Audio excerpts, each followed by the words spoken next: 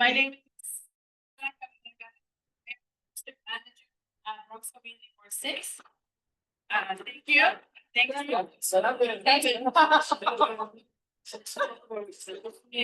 I have been saying Community War 6 all evening, but I would say a big shout out to my colleague Rafael Moore Pune from Community Board 6. He's my counterpart in 6, and I'm the district manager here at 7. I am very happy to be here. I do not want to go to 6, just, putting that in there. So today's date is Tuesday, September 30th, 2025.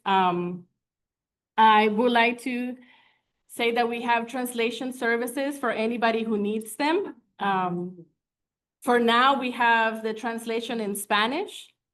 So if anybody, cualquier persona que necesite traducción en español de la reunión, puede hablar con la mesa de acá. Ellos tienen traducción simultánea de la reunión de todo lo que está pasando. So, si alguien está interesado, puede ir allá, o si cualquier persona que desee empezar a aprender español, también puede empezar por escucharlo. All right, I'll begin the meeting by reading our code of conduct.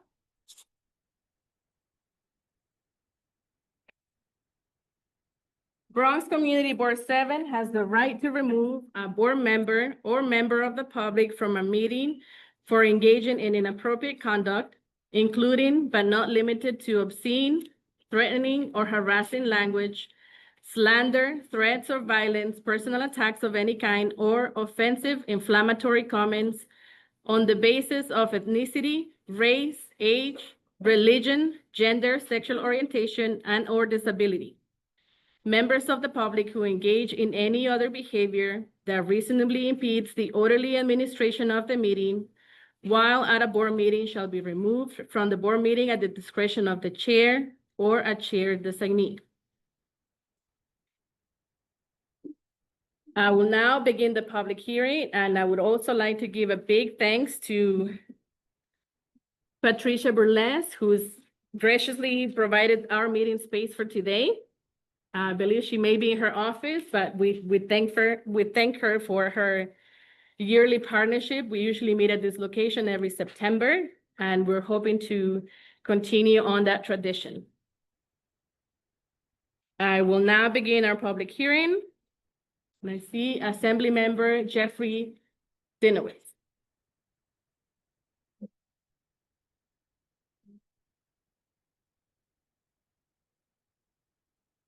Good evening, everybody. I will do my usual brief. Okay, I really will be brief. First, it's good to be here at this location. Now, I bet not too many people are gonna raise their hand. How many people knew or met Sister Annunziata?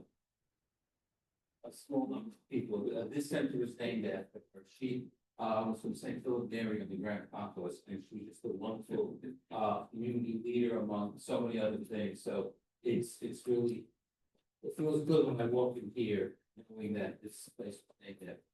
I'm just going to mention a few things. One, and I know that Council Americans probably feel thunder, but a few weeks ago there was a dedication to the new elevator and accessibility at Washington subway station, and that is really a big deal. And I was working on it, so if we're going to talk about it, we should talk about it, not a deal. So I want to mention something which I don't know how many people are engaged in this process, but I attended and spoke at a rally on this past Saturday, and it was mostly about a man named Bill Contreras. He was a student, or is a student, at the Ellis School on the Kennedy campus, which is in our area, and he was taken by ICE months ago, back in May. And what happened with him, this is a young man going to school, was trying to get a degree, was learning English, was supporting his younger siblings, and his mother, and he was doing everything right. He was here, when I say he was illegal, seeking asylum, that means it's legal.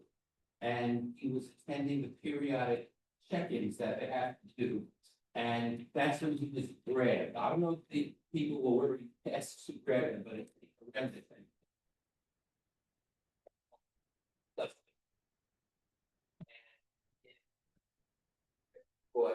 rule against him just past week or so, but there's going to be an appeal. But this is an example of what's happening to many, many people. You know, when Trump came in, he said he was going to take all the criminals off the streets.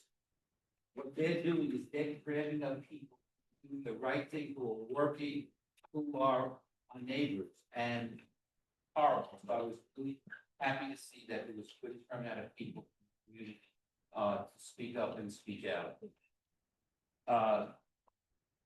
On October 19th, you're all invited if you want, in front of my district office, which is on Cambridge Avenue.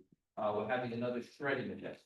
Now, I know most of you have stuff that you've been holding on to, whether it's old credit card statements, bank statements, or whatever, that you don't need, but you should get rid of, but you haven't, because most of us kind of keep it, right? Anyway, you can get rid of stuff like that and it's done safely. You get this giant truck. You can actually see it being shredded. So you can budget if you want it to be in front of my district office. October 19th, that's Kingsbridge and 231st Street. And the weather's supposed to be nice. So come on, welcome to come. And this coming Tuesday, we'll give out flu shots and cold shots. How many people got their flu shot so far? Well, that's good, but not enough. I'm not a doctor, so I can't make recommendations, but you really should get your flu shot. I'll tell you one thing, I've been getting my flu shot for years now, and you know what? I've never had this in my life. And you know why? Because I get the flu shot, but you don't have to do it. If you prefer the flu, that's fine, everybody can make a choice. And the same thing with COVID shots, so we're doing that on Tuesday of next week. It's going to be at St. Gabriel Church, between 10 and 1 in the morning. And I just want to point out to my staff members here, Anna, coming in a number of months, raise your hand. And Grace Graciela, who's new to me, but not new to the area, because she worked for them for quite a while at West Bronx Housing, right up the block here. So, they're great. Anyway, I said I'd be brief, right? Thank So I you. won't do the other half of my presentation. Okay, anyway, that's it. Thank you.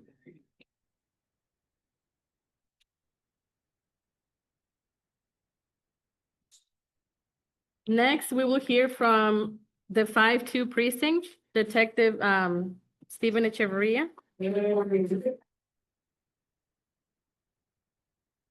Evening, everyone. And about 20 years, bears. Most of you have my number. I'll give it to you. 917-969-5030. Always available for you guys. Love meeting, getting to know each and every one of you. Especially people that live in this area for a long time. If you say you live in this area for a long time, and you don't know me, but you're complaining about something that's been happening for a long time, I don't know what to tell you. So I'll give you my number. We should build that relationship so that we can continue to try our best to help you. 917-969-5030. Send me your name, where you live, so I can save you in my phone. I like to save people in my phone because when I see numbers I don't recognize, and I'm busy, because most of the time I'm busy, probably not gonna pick up the phone, but if I know who you are. You want to get back?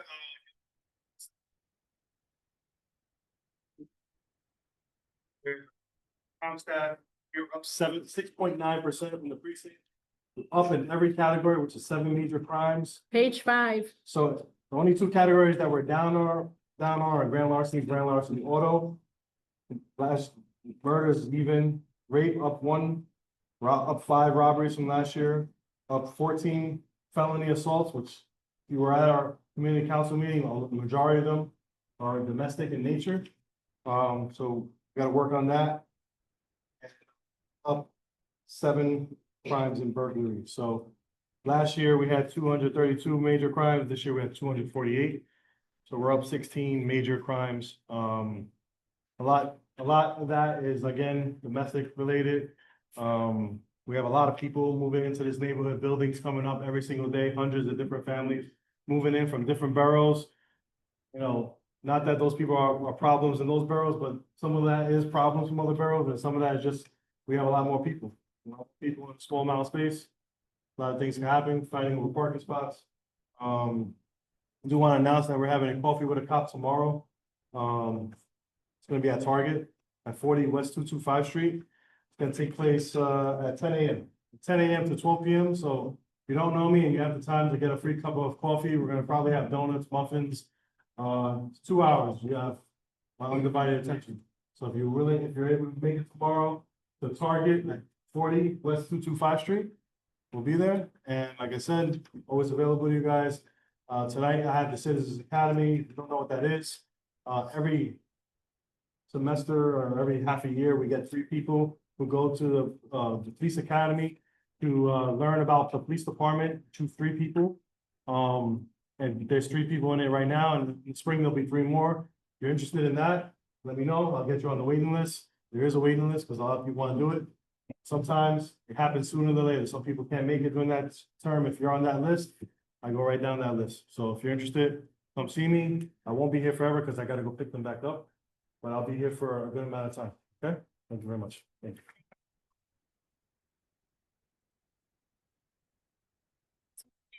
Chad here.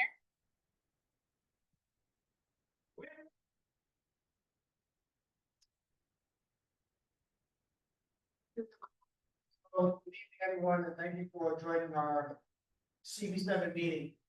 This is actually the first meeting that I've been to in over a year. I used to have dreads. They're not there anymore. It's fine. Last November, I was dealing with mobility issues. I couldn't walk, couldn't stand, couldn't sit. Went to the ER. Come to find out what I thought was just a simple need for back surgery was also a cancer diagnosis. I was diagnosed with multiple myeloma, and it was by the grace of God that I caught it. I could have died, but I didn't.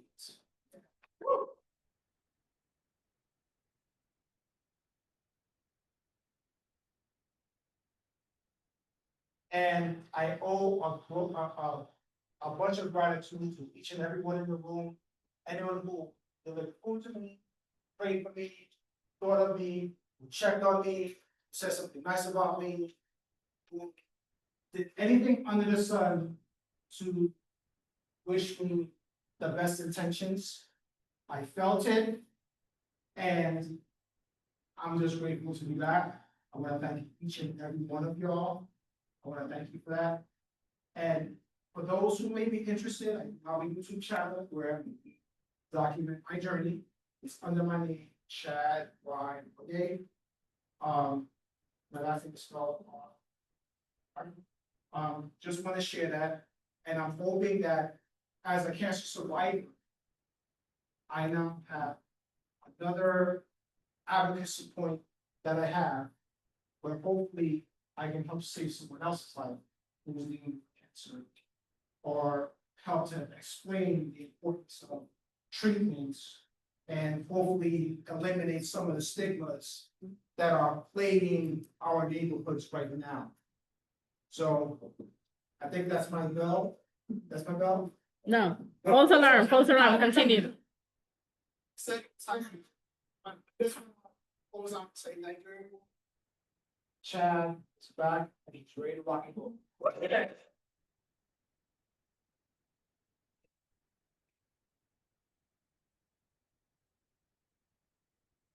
Thank you, Chad. We're glad to have you back. Next, we have Sandy Lidiano.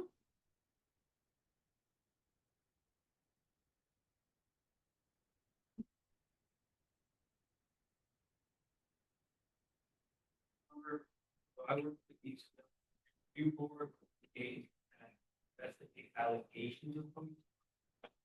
If the building feel like they had interaction with NYPD that fall under our jurisdiction of FATO, or use authority to the first language, you're more than welcome to reach out to the agency about complaint.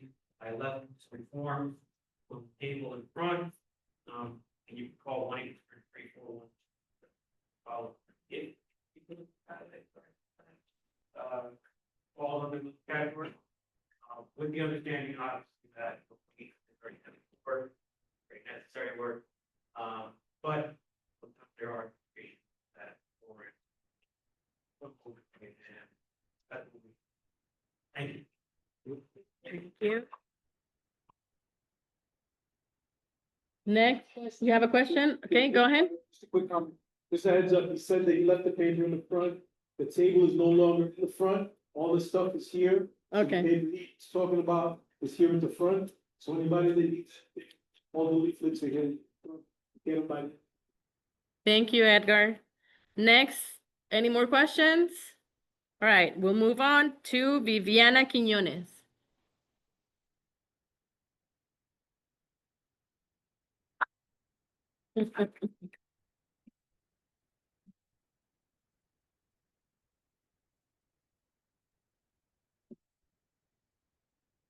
My first time here, but it's been to book myself. And I just want to share a couple of programs that we have in mind. We have, We Speak NYC, English Conversation Classes for Adults 18 and over. We have, college and career, programs for teens. And we have, story time for our little ones. Thank you.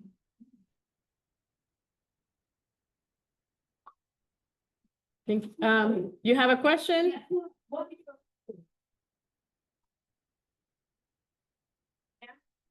Fridays and Saturdays will be 10 o'clock. Thank you, Chair Larissa Acosta. That concludes the public hearing.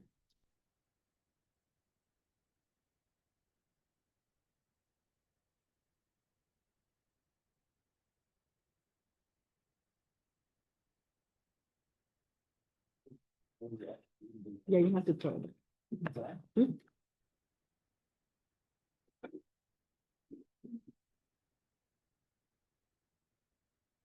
So I'm calling this meeting to order. And we'll begin with the district managers updates. Thank you, Loris. We did have a very busy summer. So my updates are, just one moment.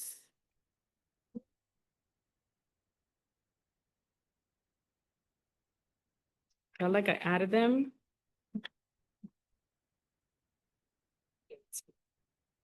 Let's see. Page 12. Thank you, Betty.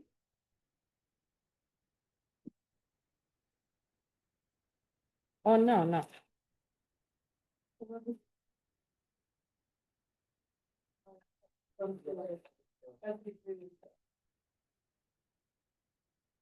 Okay, so seems like I did not add them, so just give me one moment while I pull them up from my phone.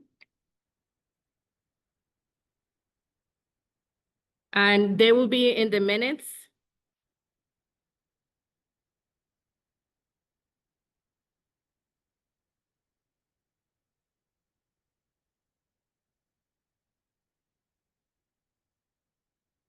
All right, so our district coordinator, Cristiana Robles, welcome her baby boy. Both mom and baby are healthy and bonding. Yeah.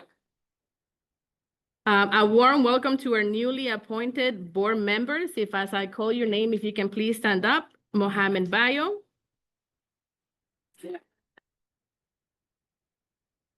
Jose Cabrera, who is not feeling well. Kiani Oro.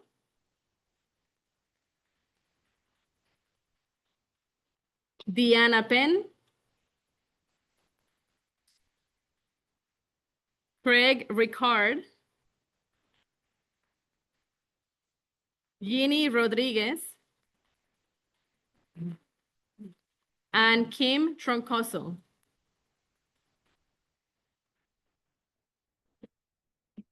Also, our community coordinator position received 269 applications. The Borough President's office is slowly downloading those applications and they'll make it to the office at some point next week.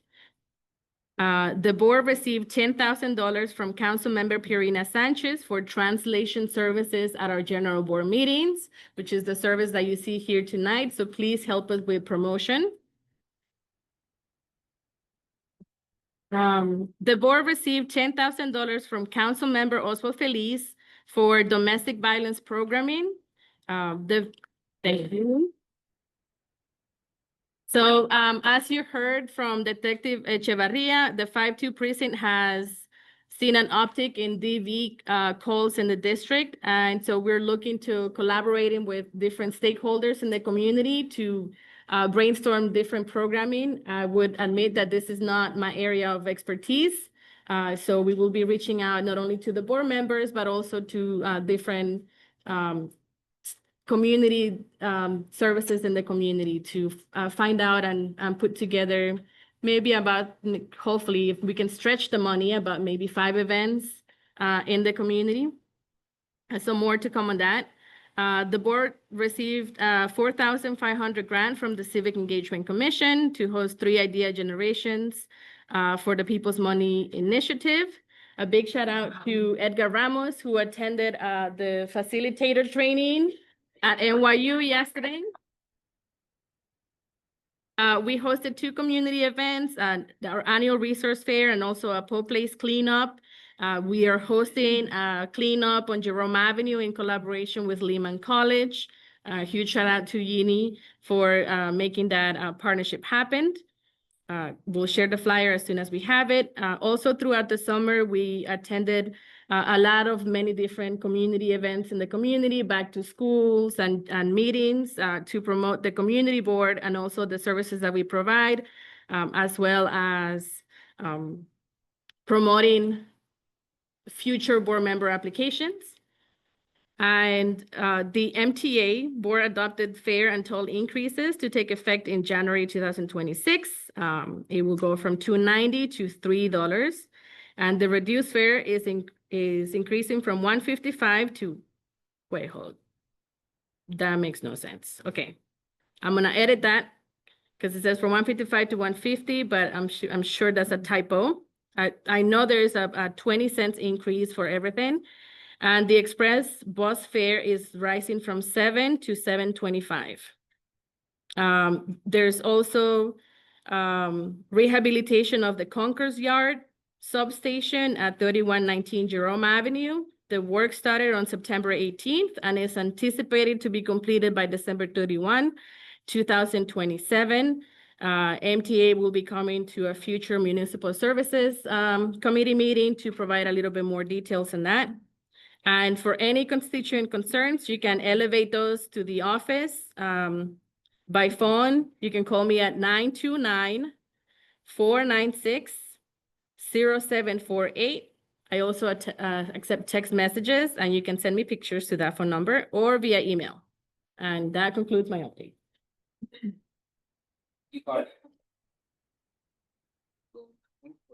Some remarks. Hello, everybody. Thank you for being here. I hope you all had a great summer. I'm excited to be here to share.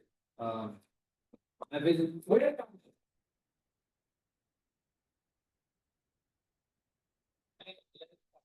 the way, my vision is very simple. Let's work together. Let's motivate one another. And we're all busy, so I know when we come together, we can create that real change. I welcome everyone's partnership. Please share any questions, concerns, issues, ideas, suggestions. And you know, my goal is to leave this place better. What's the saying? Yes. So let's just work together and forward. So now we can go to roll attendance. Good afternoon, everyone. I will now proceed with roll call. Board members, I'll be calling your names. Leoris Acosta, Present. Tasha Andrews. Tasha Andrews. Betty Arts. Mohammed Bayo. Stefan Bogart, DeBoe. Toby Bufford. Buford. Thank you. Jose Cabrera. I think he's actually. Manjur Chowdhury. Present. Kimali Corley. Sandra Erickson. Okay. Alfred Brandt. Lowell Green. Present. Helene Hartman. Present. Goodness. Jean Hill.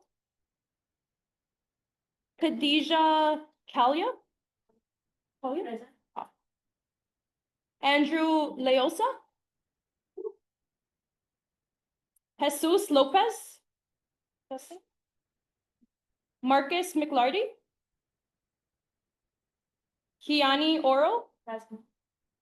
Tanya Pena. Pena present. Dina Penn. Diana. Thank you. Edgar Ramos. Yes. Craig Ricard. Present. Yini Rodriguez. Robin Rowland. Robin Roland, present. Thank you. Chad Royer. Royer, thank you. Esme Soterlo. Soterlo, thank you. Mamadou Sawan, thank you. Barbara Stronzer. Present. Gwen Thomas Steed. Kimberly Troncoso, present. Adeline Walker. Jake Wilson. Thank you. Did I not call anyone's name? Any board member's name? No, you resigned. Okay.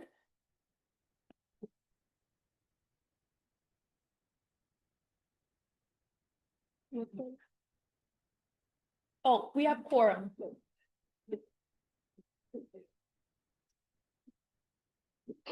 Quick question, how many board? We have 35. I know out of all the announcements, do you wanna do something? Right, so, at our last, I guess, we concluded the last community board season, electing a secretary, Bernard Wright. But he has since, become a new homeowner now, he lives outside of the district, and so he has officially resigned from the board. And, so we'll be selecting a new secretary soon. So this is the official announcement of that vacancy. And at the next meeting, we'll be taking nominations and elections. I know it's not a position that a lot of people throw their hats in, but we have templates for all the minutes. So if, I can send you a nice email just to let you know the type of guidance that you can get from the office and we can work on the minutes together. So yeah.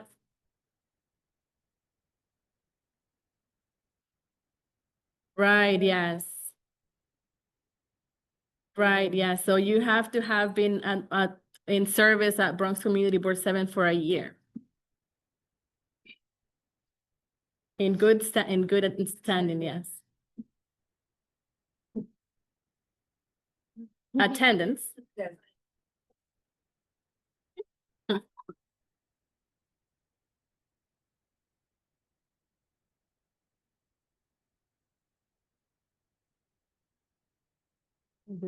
Right, so, we can go on to the review of the previous month's minutes, all in your packet, 6 minutes of review.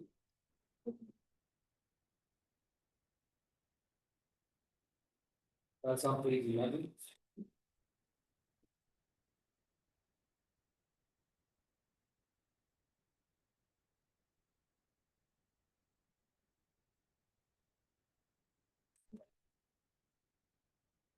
Okay,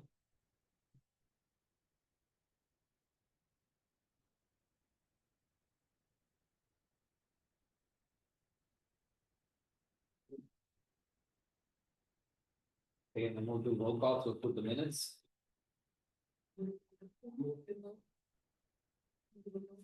Yeah.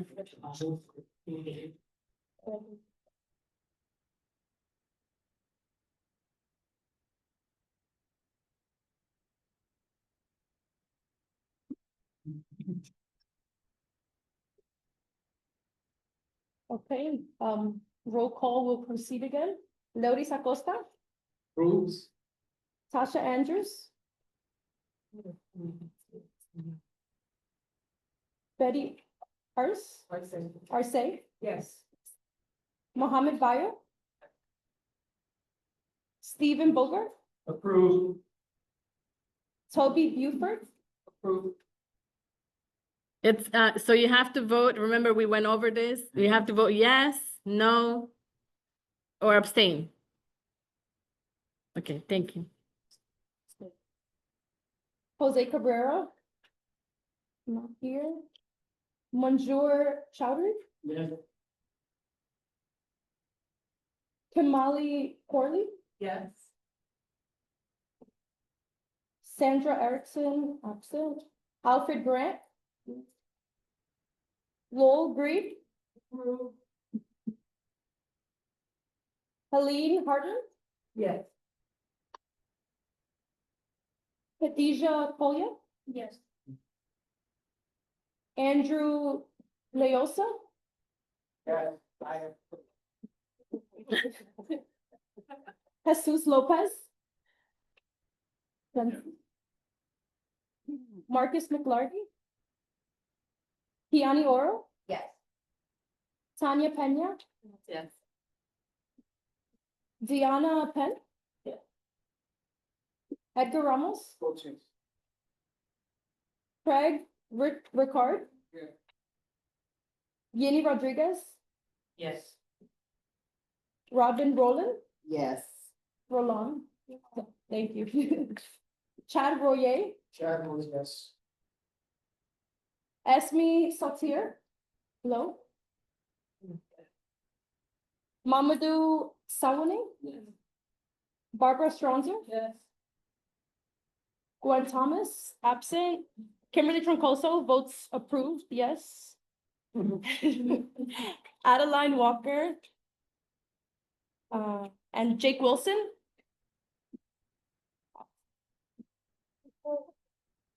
Yes. Mhm. Yes.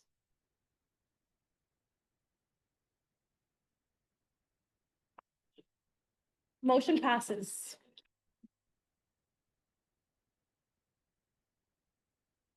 Okay, so I will move on to motions. We begin with municipal services. Good evening, everyone. The Reynolds, the chair of the Community Service Committee. The motion we bring forward is a street corner co-naming for Ms. Gloria Thomas.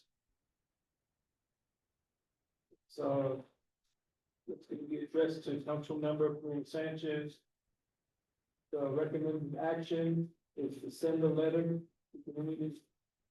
the council member, Marina Sanchez, in support of co-naming West 190th Street and Aqueduct Avenue in honor of Ms. Gloria Thomas.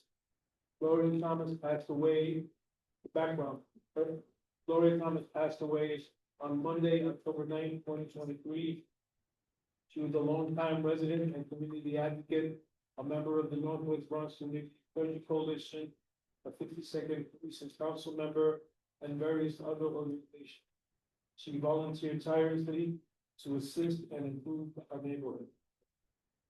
Rationale for recommendation of co-naming honors her dedication to helping her neighbors and the neighborhood.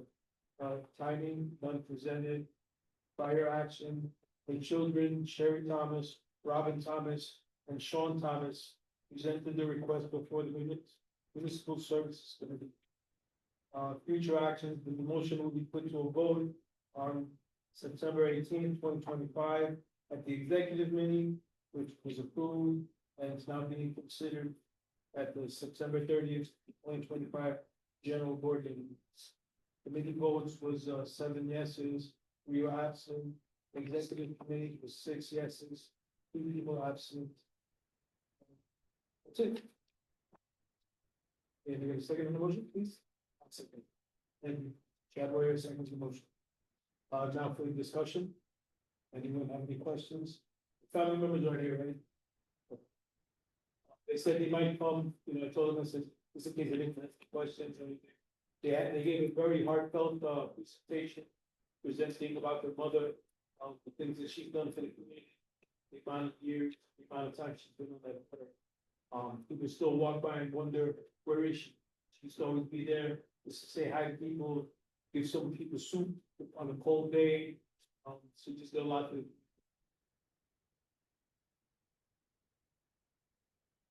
That's what I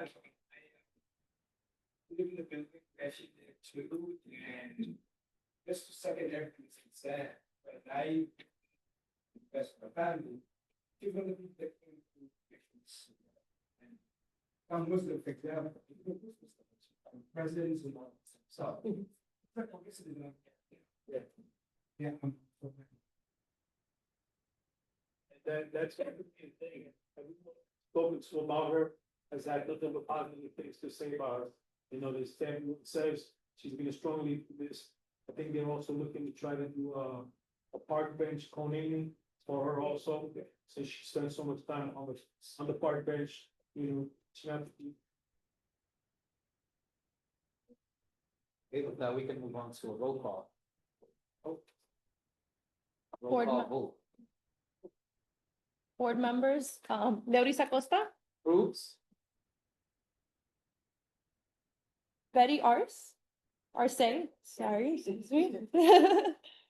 Mohammed Bayo. Stephen Bogart. Yes. Toby Buford.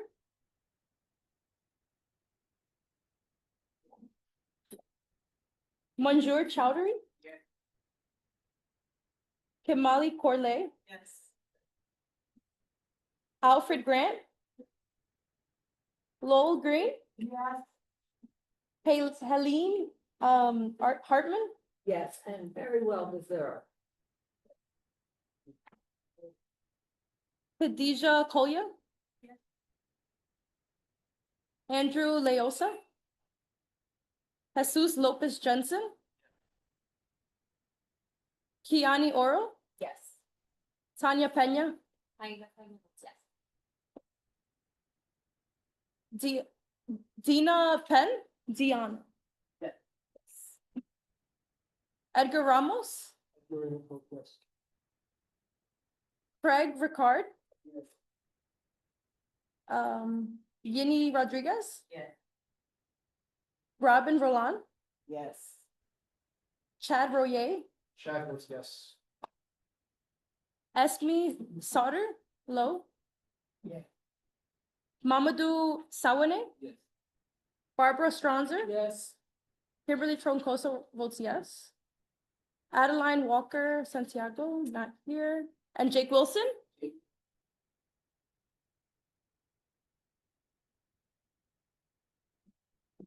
Motion passes. Woohoo.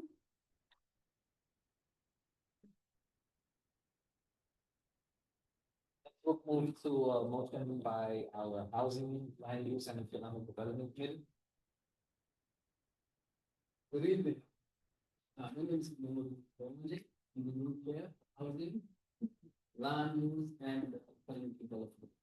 So the motion that we have is with the food and roads corridor, downtown, with vitalization, initiating applications. The whole the motion we address is New York City Economic Development Council. The recommendation is to provide a letter of support for the going for President office. We have Minister Health Fixage, and there's a joint economic development proposal, joint grant application. The downtown is directly the digitalization initiative, Fordham Road Commercial Corridor in the ground.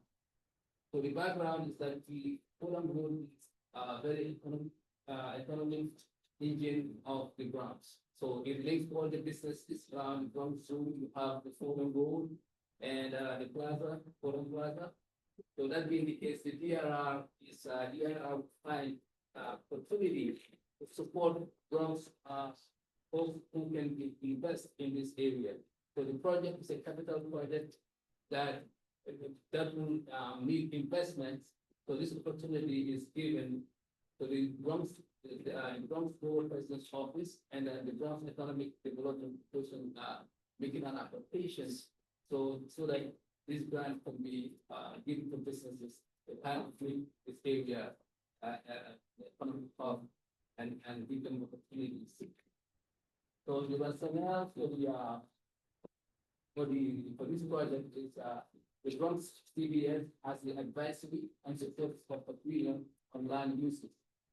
So that's why we're gonna help them support. The timeline is the deadline is to send the letter of support as soon as possible. Prior action, including Parksman and Director of Planning and Development and Maps Civil from the Bronx Borough President's Office. They came to present on the night at our community meeting. And they had, they did like the community voted 5-0 for the motion. And of course, when we come to the executive, 6, there were 2 sentences, and all those passed. And then we required to have the new. The second motion. Then I have the 7 minutes. Yeah. So we're gonna open the motion. Yes. Is there a specific amount of money? I'm assuming it's for money. Yeah, I think, if I'm not mistaken, it's about 20 million. It's, everyone is throwing their hats in for 50 million. Now, they did get 20 million last year for the Morris Park area. So they're resubmitting another application for as much money as they can get. The state, Okay. yes. Is the downtown, yes. The state, yes.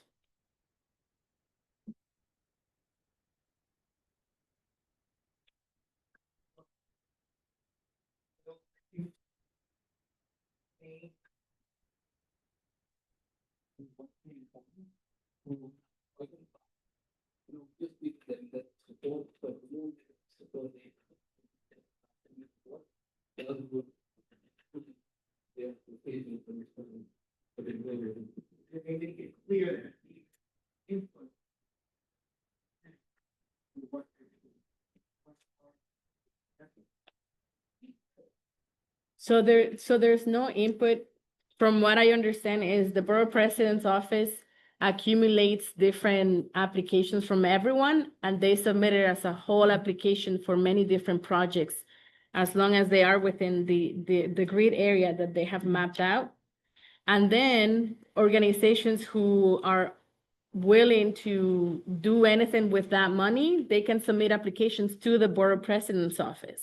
So later in the motions, you're going to see that we received a letter of support request from Parks to say that, we support their money going into their project, that they would like to renovate a couple of playgrounds. So it's not direct input that the community board will have, but anybody who is applying and would like to make their application stronger in the eyes of the borough president, they could come to a community board and request that letter of support. Clarify that money goes to the. But I mean, funnel to the president's office, then will RFPs go out or whatever for whatever. Right, and it's a reimbursement style type of grant, so this is when it becomes very tricky in terms, it limits who can apply because you need to spend the money first and then get reimbursed after. So it's only certain organizations and agencies that have capital to invest in. Or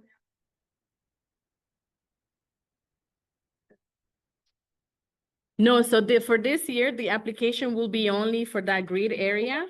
The application from last year was a different grid area that was around by Morris Avenue.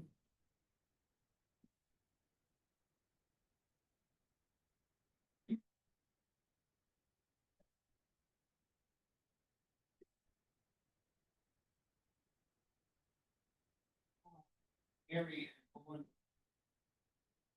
Is board 11 going to apply for board 7 for this project? So we'll discuss that in when the motion, when we get to that motion.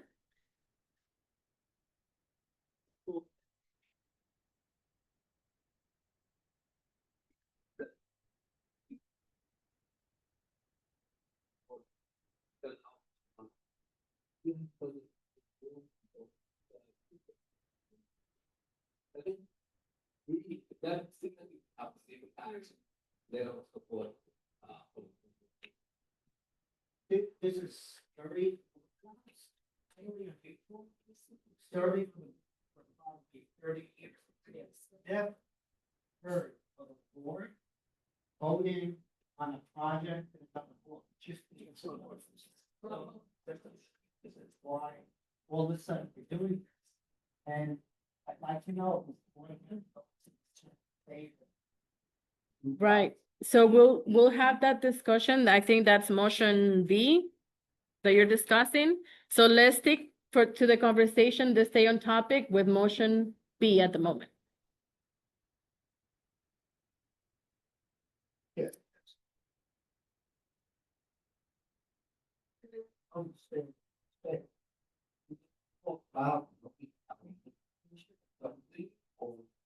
Some parts of it here. And some parts don't sound like it's like clever here. Anybody? Lawrence, you had the microphones in the back.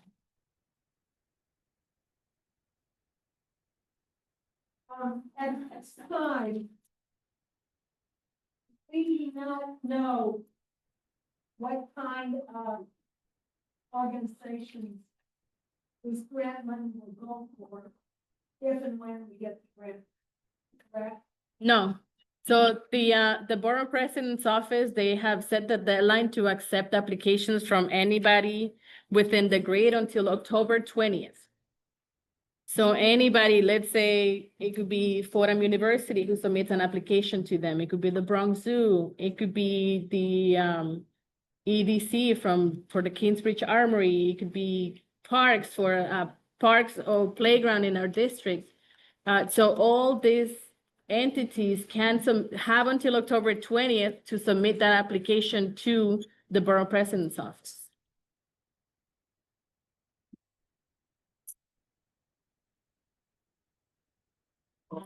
This point is okay, but the motion that's on the floor now is not related to. It is, indirectly it is, right, because that program is how that project started. That's part of Morris Park. They're trying to get that money, so the money that's allocated to the Morris Park area. Right, so this application, which they want to put it now, is the same program that that allocates that money that was being done in North Park. So this money that the Bronx Borough President is applying for goes to the Borough President's office for them to make the decision. We can leave if some of the organizations that present applications. They may come to us, and ask for, a letter of support, but this request is independent independent of the other motion that you're talking about. And it just, the reason why they're doing this was to the community board, kind of, add more weight. Hopefully, to get into. Again, this is never been done before. Why is it being done? No, Andrew, so we're sticking to motion B. This is the support for the Bronx Borough President's application for the downtown revitalization initiative. So this is what we're discussing right now. We'll move the discussion to what the topic that you want to bring it to when we get there. For now, the district that they're looking at to submit the application, the map is on page 5 in your packet. That it has some of the Community Board 7's area, and it also has some of Bronx Community Board 6's area. So they have requested a letter of support from us because it does go into our community district. So that's the motion that we're discussing right now. Toby? So, I think it's clear. Yeah.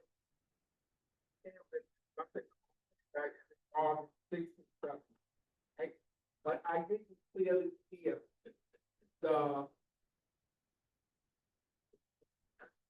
I didn't clearly hear the reason for it. I didn't clearly hear why are they seeking a letter of support from us, even though I am aware that it's 7 is included. Can you please explain it so that I understand? That we understand, because several of us did not understand what was asked. Right. So generally, when you apply for a grant, you want to ensure that you have community buy-in.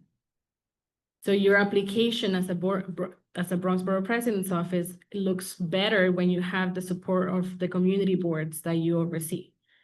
So this is why they're coming to us to ask for that letter of support. Now, it is a little tricky because yes, we do not know, we don't have the list of who will be applying and for what they will be applying. That is still not known, but it's not because they don't want to share the information. It's just that they still don't know, right? They're still accepting applications themselves. Can they come to a future community board meeting to relay that information? Yes, they can. But the deadline to submit the grant is in November, I believe. I see someone shaking their head. Do you know a little bit more about it? Okay.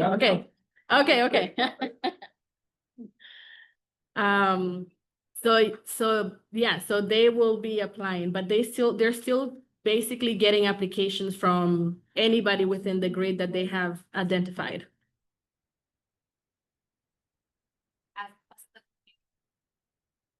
Take part in being able to advertise, because I think it's really important for our community to be able to kind of allocate that money towards, like, for example, St. James Park or something like that. Like, how can we support getting the word out within our community so that we can also have some of those funding secured as well? So the Bronx Borough President has a flyer that is in our newsletter. I'm not sure if it was in the last one, but it will definitely be in the upcoming newsletter. And I don't see the flyer here, but it will definitely be in our newsletter, and it has the application, the QR code. It has a little bit more of a description what they're looking for. But yes, it's like I said, it's a reimbursement type of grant, so it's. All right.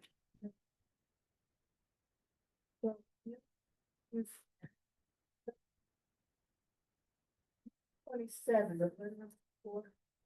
It's gonna get there, though, right? All right, but the thing that's confusing is the Greater Morris cost. That's a different motion.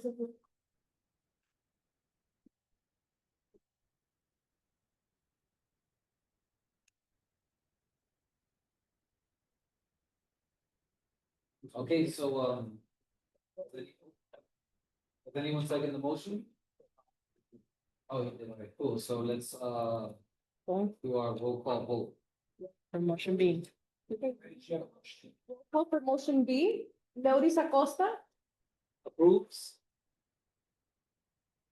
Tasha Andrews, absent. Betty Arce.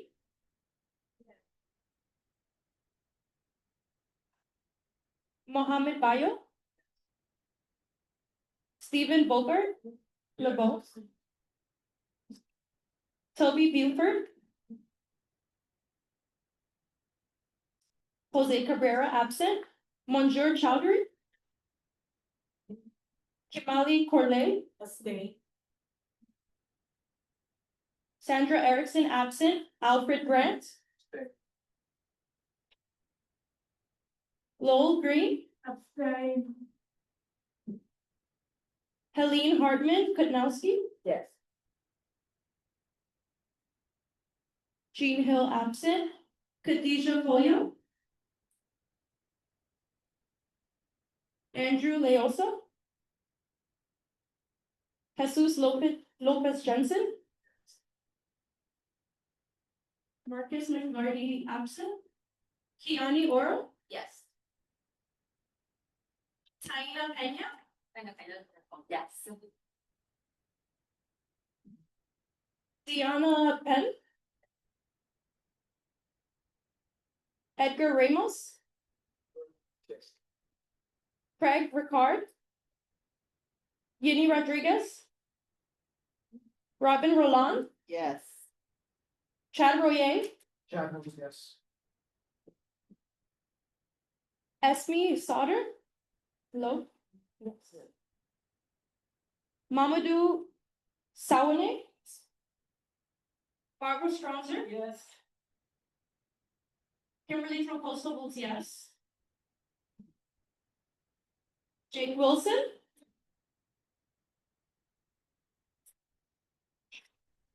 Motion passes. You next we'll go to, Steve.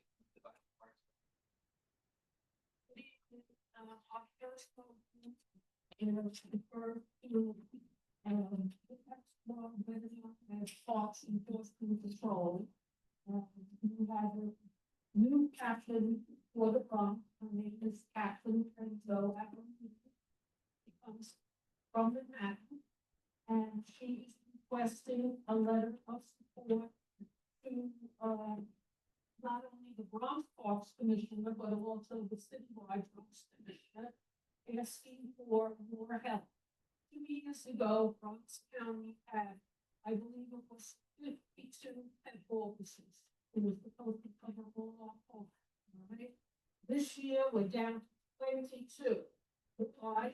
Many of them left because the requirements to get on the New York City Police Department had changed, and they would then become eligible. Of course, the benefits for the police department were better than what Parks could offer.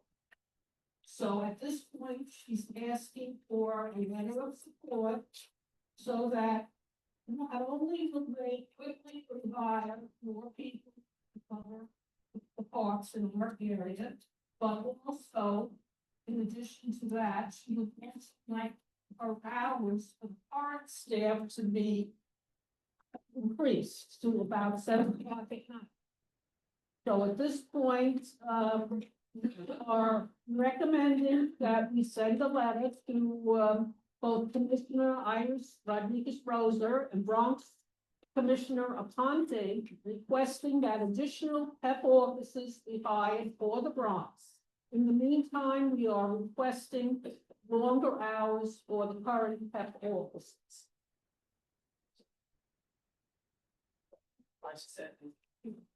Thank you. Any questions? Yes, Andrew. Clarification. Captain Lorenzo stated that F officers are required to remain indoors as a result of fire guard regulations. Of course, no, So why wants to, in my opinion, hire additional PIP officers, not for patrolling the parks, but to sit indoors in a building? I don't understand. This is I what think she you have said. realize the number of parks we have in Bronx County. Their office and center is located in Pelham Bay Park. we have a problem over here. We have to call over there and wait until they come to the Northwest Bronx. Right? When they are assigned to a park that has a recreation center, yes, they have to stay within a certain area. Other than that, we have all four of them in different parks that don't have a rec center, and they do come out to have a patrol. The patrol, yes, or to give tickets or whatever to people who are doing things that they shouldn't be doing in the park. So at this point, we are hoping that we can get additional officers.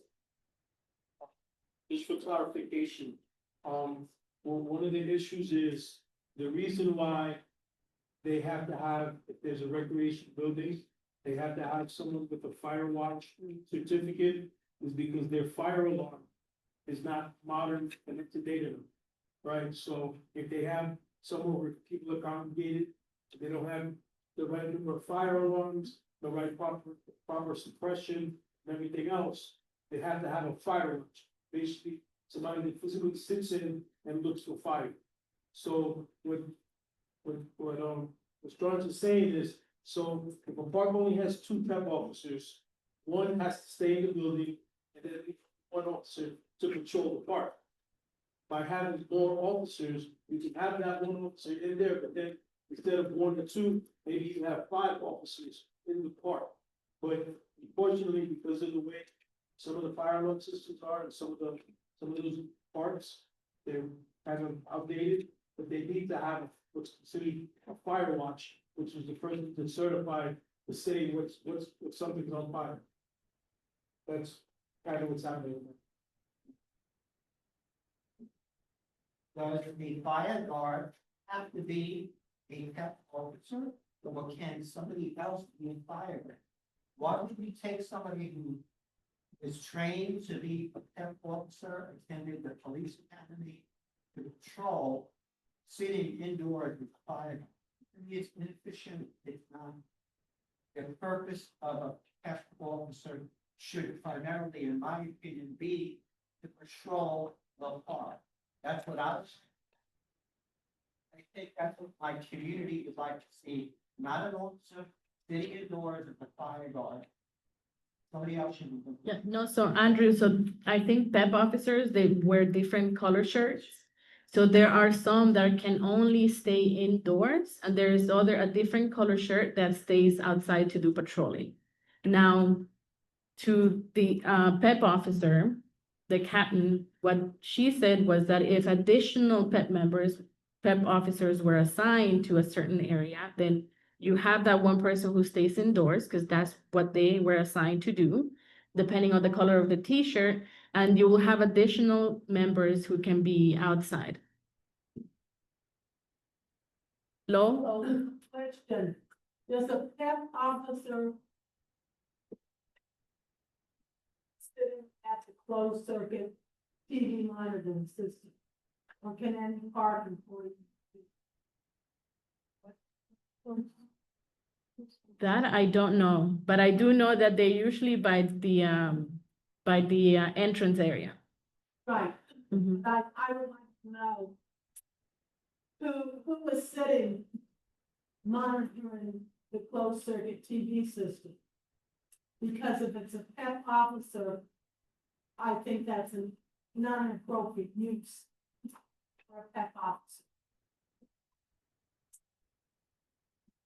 We don't have any cameras. At the Oval Rec Center, there was someone at the front desk. Mhm. There were cameras. Who was watching inside the building, but not on the. I know, but I just want to know in general. Yeah, that's something that we can ask and follow up. Mhm.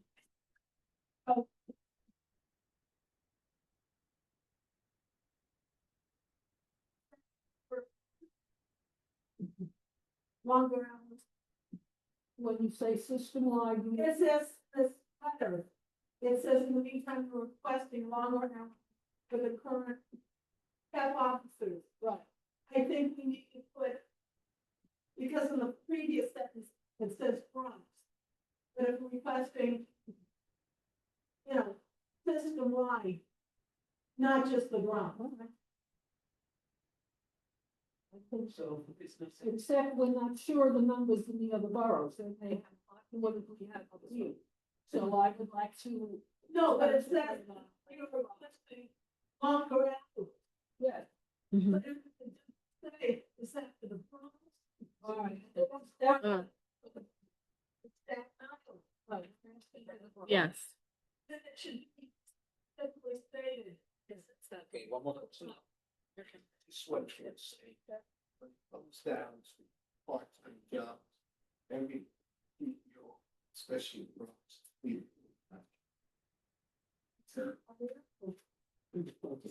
Okay, so, we'll move on to the, roll call vote. Well, you, Just. Right? That we would send a letter to, both Commissioner Iris Rodriguez Rosa and Bronx Commissioner Aponte, requesting that additional PEP officers be hired for the Bronx. In the meantime, we are requesting longer hours for the current Bronx PEP office. right. Roll call. Roll call for motion C, Leoris Acosta, Yes, it's yes. Tasha Andrews absent, Betty Arce, Mohammed Bayo, Stephen Bogert, Toby Buford, Jose Cabrera absent, Manjur Chowdhury, Yeah. Kamali Corley, Yes. Sandra Erickson absent, Alfred Grant, Yes. Lowell Green, Yes. Helene Hartman Pednowski, Yes. Jean Hill absent, Khadijah Kolya, Yes. Andrew Leosa, Jesus Lopez Jensen, Marcus McLarty absent, Kiani Oro, Yes. Taina Pena, Diana Penn, Edgar Ramos, Yes. Craig Ricard, Yini Rodriguez, Robin Roland, Yes. Chad Royer, Chad votes yes. Esme Sauter, Mamadou Sawane, Barbara Stronzer, Yes. Gwen Thomas absent, Kimberly Troncoso votes yes. Jake Wilson,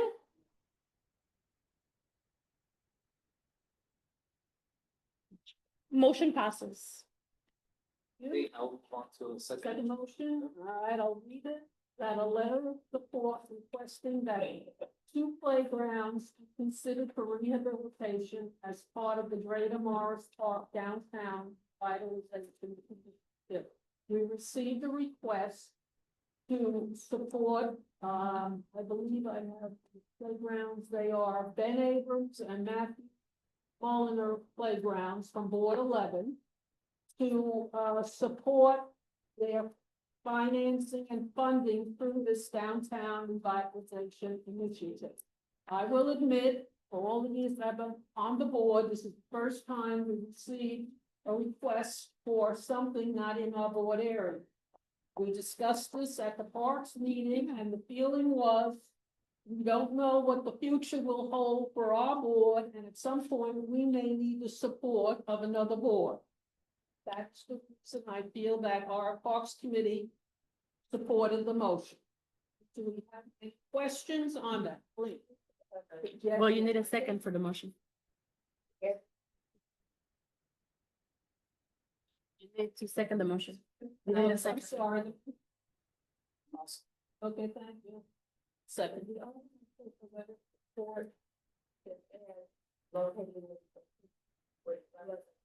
Yeah, just to give us, that's where it is.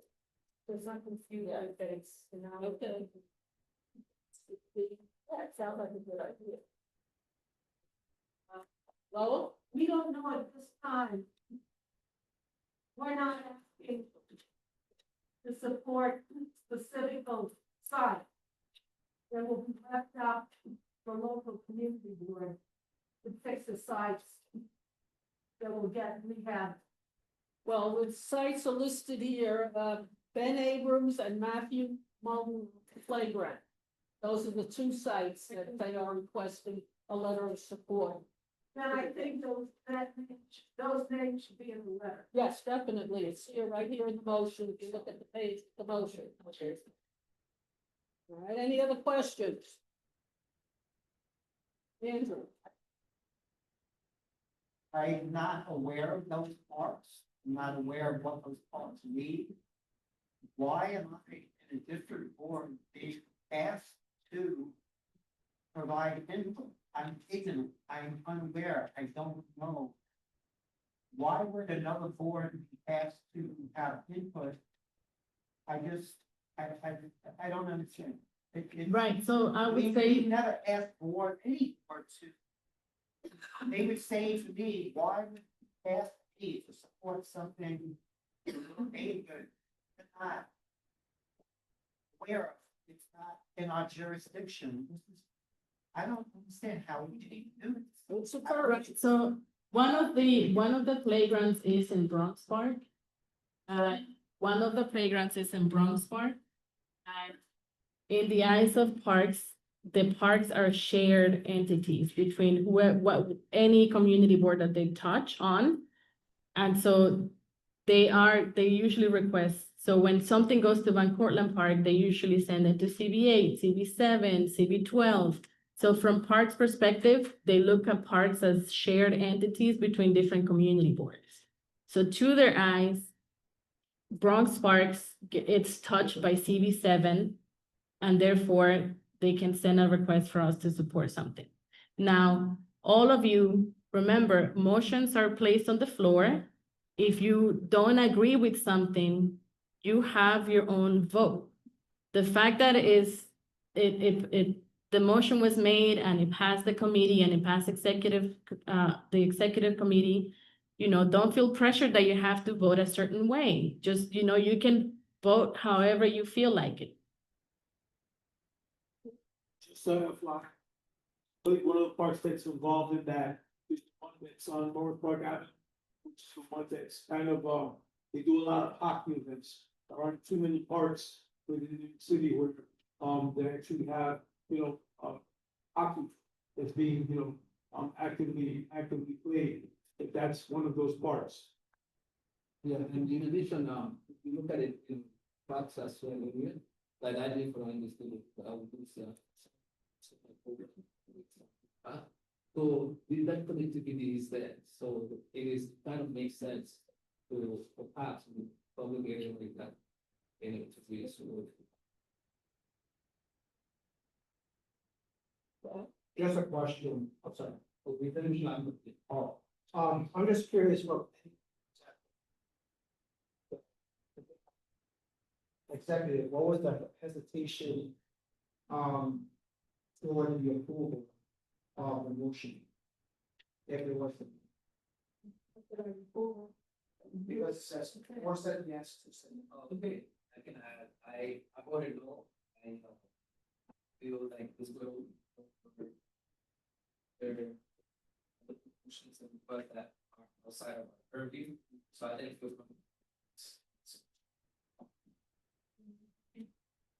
Oh, Anything else? Anybody? You have a question? Yes. We sure did. Maybe you came late. Yeah, because you have trouble parking, yeah. All right, we're ready for the roll call vote. Go ahead. Roll call for motion D, Leoris Acosta, Pasha Andrews absent, Betty Arce. Yeah. Mohammed Bayo. Stephen Bogart LeBeau. Toby Buford. Jose Cabrera absent, Monjour Chowdhury. Kimali Corley. Sandra Erickson absent, Alfred Grant. Lowell Green, Helene Hartman Konowski, Yes. Jean Hill absent, Khadijah Kolya. Andrew Leosa. Jesus Lopez Jensen. Marcus McLarty absent, Kiani Oro. Yes. Taina Pena. Yes. Diana Penn. Yeah. Edgar Ramos. Craig Card. Yini Rodriguez. Robin Roland. Yes. Chad Royer. Chad votes yes. Esme Sauter Low. Mamadou Sawane. Yes. Barbara Stronzer. Yes. Gwen Thomas Steed absent. Kimberly Troncoso votes yes. Adeline Walker absent. Jake Wilson.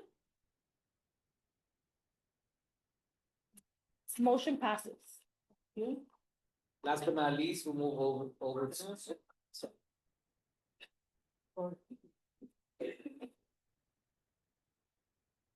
I was gonna bring this up later. But because we had just voted on this proposal with something outside our district. And I have done is the Ferry Point Casino bid.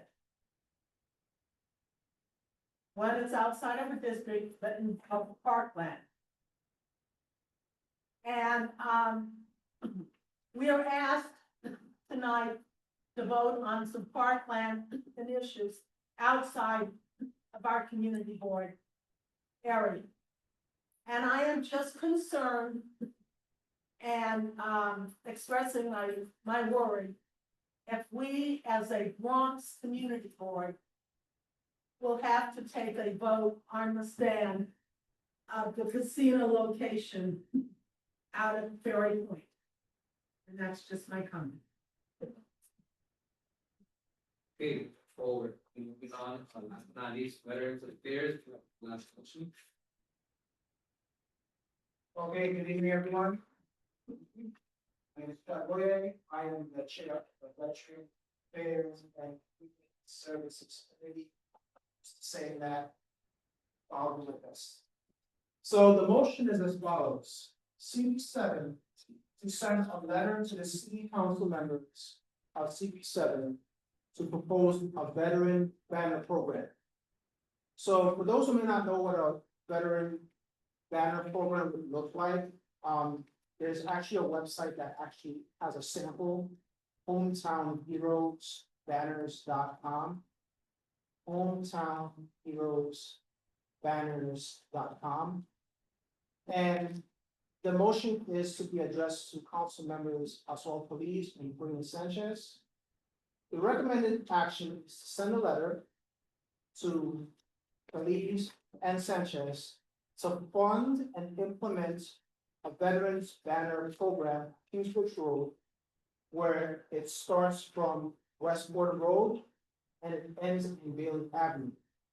So if you've been on Kingsbridge Road, you've seen that some of the banners have traffic safety messages on there. The colors, some are red, some are green, some are blue.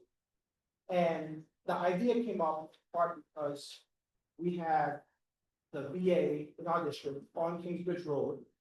And we have veterans who live in it, some veterans that of course. And part of the rationale of background involves giving recognition to those Bronx veterans who live or live in our neighborhood. Also, to add to that, November is Veterans Appreciation Month that was recently put in, 2 years back. And the banners would highlight the veterans who have made positive contributions to the district and the Bronx. And just to give a visual, it would be longitudinal up on the poles, high above, so that anyone can see them from a distance.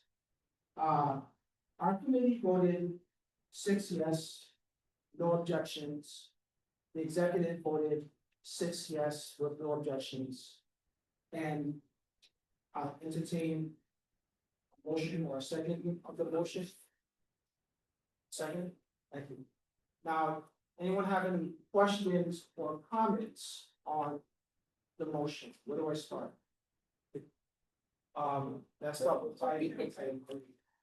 Good to have that. Thank you. I think it's a great idea to have. And I also have the question, like, how would we select the person that would be on the ballot? If it's requirements, who would be the one in charge of selecting this name on the ballots? Okay, that question did come up. And I think it's fair to say that it would be a joint collaboration with the council members and anyone who is in a position to provide full, info on some veterans who live or worked or have passed on the district. There are veterans committees, there, is the Veterans Advisory Council. We have folks who we have contact with. And I think it's fair to say that some of those folks have been in contact with Paula Cabrera as well. So that's something that can be worked out where we can fine tune. And in fairness to what you say, there are a finite number of poles that can be used alongside Ford Road and Bailey Avenue. So then I guess there will be a process of elimination as well. If we have 20, but let's say 10. So that'll be a collaborative effort that pretty sure that the council members will see feedback. I hope that answers the question. Ready? Would we banner be, made of cloth or is it a metal? What would be the, what are we looking, is it fabric? Oh, the typing. It would be whatever would say, the same ones that they would, for the banners, minus some graphics. To my knowledge, I don't what they couldn't use, but that would be another discussion. High up on the poles. Yeah, high to the point that it doesn't block up the tracks. So just to clarify, the request is to send it to the council members to say, we think this is a good idea. We would love it if you could fund a program of this magnitude. All the details, they will have to brainstorm, speak with the related city agencies to see what they approve, what vendors they approve, what not. That's a discussion that they will take. That's a step into the future. But for now, the motion is for us to send that to them as an idea and also an idea that they could fund. Yes, I think you did West. I'm at least.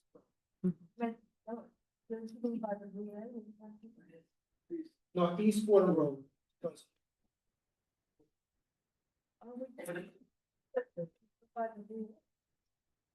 The whole strip of Kingsbridge. But it ends at Fordham in Bridges. Yeah, and when it comes to Bailey Avenue, it changes to 225th. So it's the East Ford Road, East. east of Jerome Avenue. Yes. No, so the idea is that it will be on Kingsbridge Road from the east, all the way leading on Kingsbridge Road, all the way to the VA hospital. Whose Bailey's on, okay, got it. Right, yeah, so it's the whole street. So now we're not saying that they could fund it all in one shot, but they could add a banner every year until it's fully.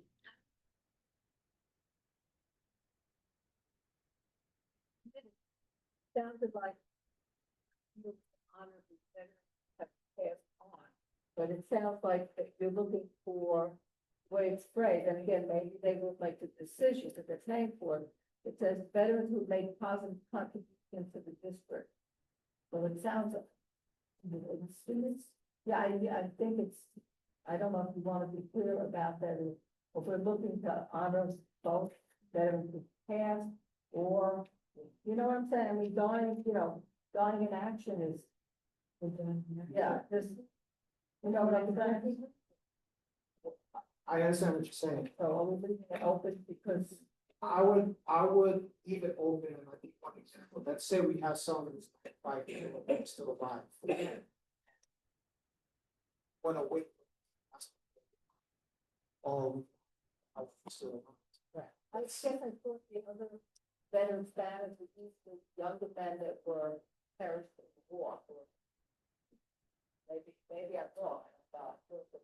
I mean, that could be part of the inclusion process when city council members go to school. So that's why I was enough. Yeah. I don't know who was first, was it who was?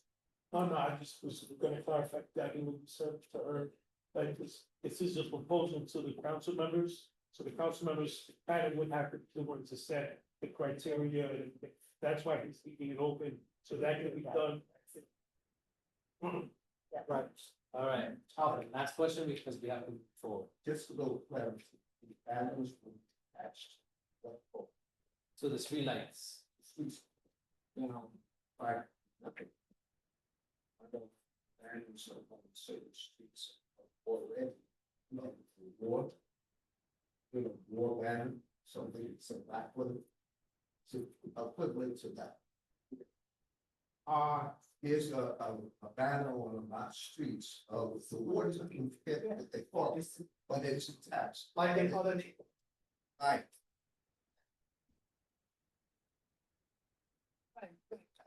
Okay. So, something similar. What does it? Light pole or something? Yes. That being said, we'll vote.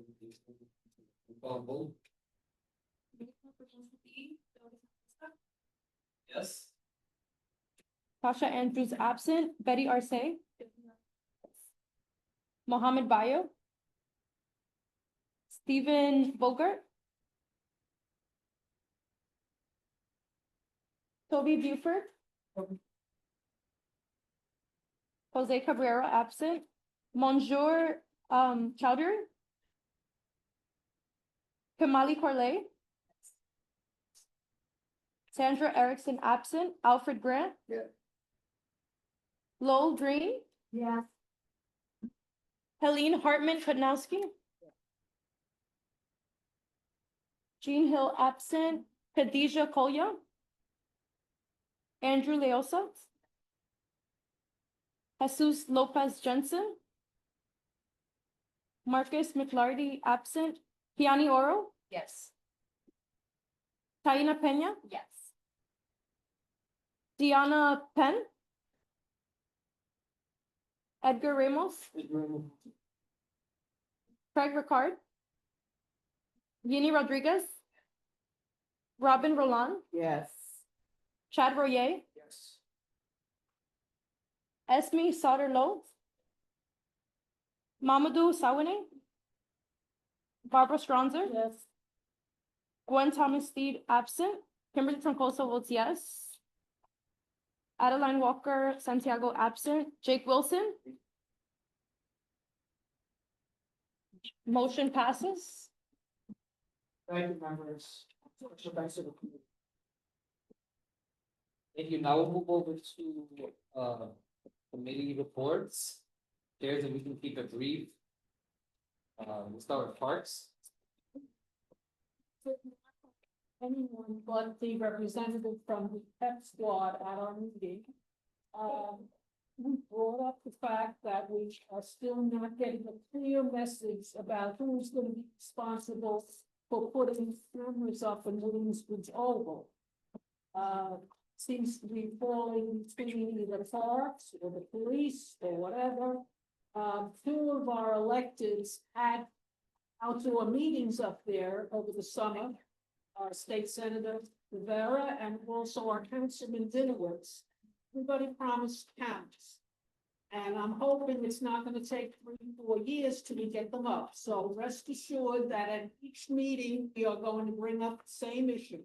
It's responsible. Maybe tonight, if we have reps from some of the electeds, they can let us know how this is going to happen. Services.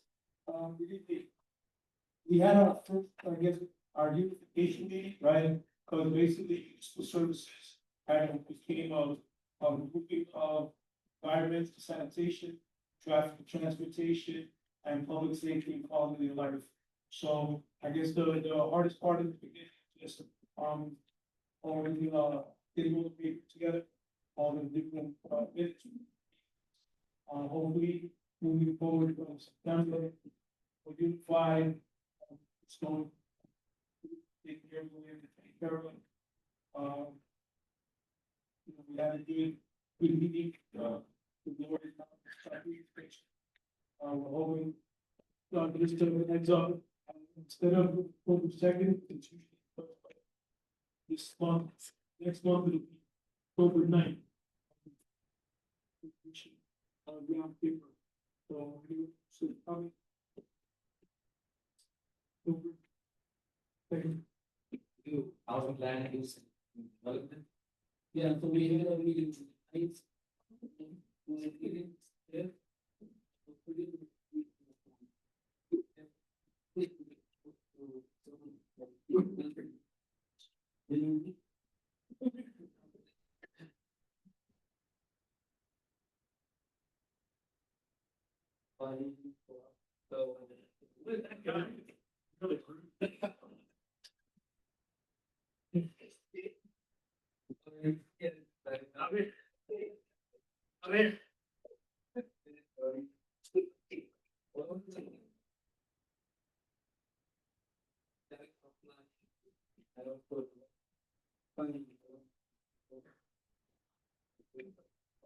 Again, it was the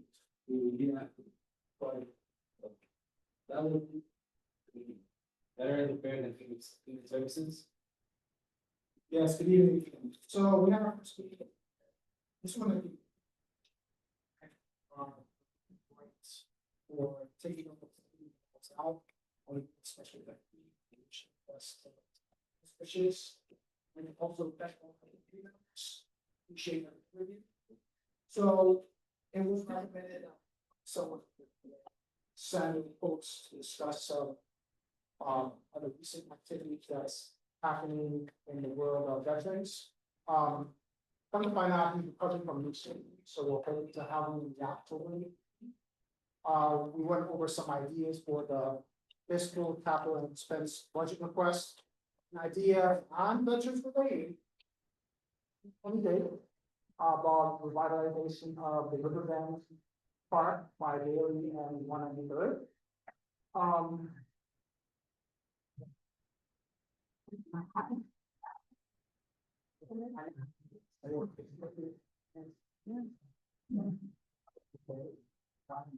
Thank you. The banner idea, thank Toby for bringing the idea of the better program. We fielded it. We tried to field some complaints from the veterans, Portland Village veteran residents on 355. This one on the 4th Street, it wasn't able to get it to show up.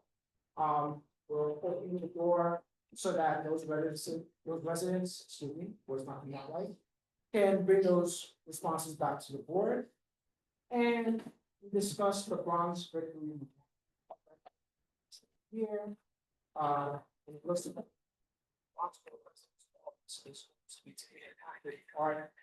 through the month of May, posting the events, but also an idea came up where we can have a veterans appreciation event at Lehman College. Which brings me to one question, Paula, have you had any? Yeah, that's a. Yeah. Do we have any updates yet with Lehman regarding November 15th as of yet? I know it's kind of early. Right, so yeah, the date is confirmed. We still have to have that planning meeting once they reach out back, but yes, the date is confirmed. So Okay, we'll great. follow up on that, Okay, hopefully, great. yeah. So that concludes. College.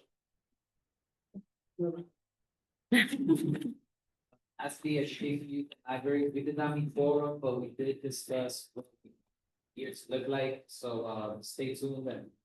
We can open. There'll be communications in between. All right, so now we'll call elected officials, or, yeah, we'll start with the councilman. Come on.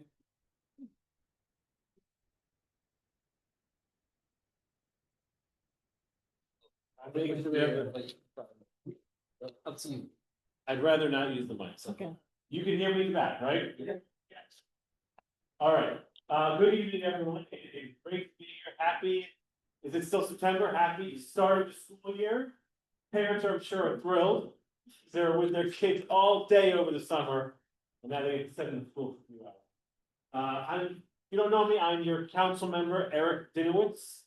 I'm gonna update you very quickly on a few things going on in the community, and then talk very briefly about the charter revision program. We keep that under 5 minutes. I want to let you know a few things going on in the community. I did a thing where I wrote it down so I wouldn't forget. We have our movie night. It's our 2nd annual movie night series at Williams Bridge Oval. This was from when I was a kid. I used to go to Bryant Park Monday evenings over the summer. I was like, man, why don't I go to Manhattan? And I said that as an adult. I was like, man, why can't we have stuff in the Bronx? On the council, we can.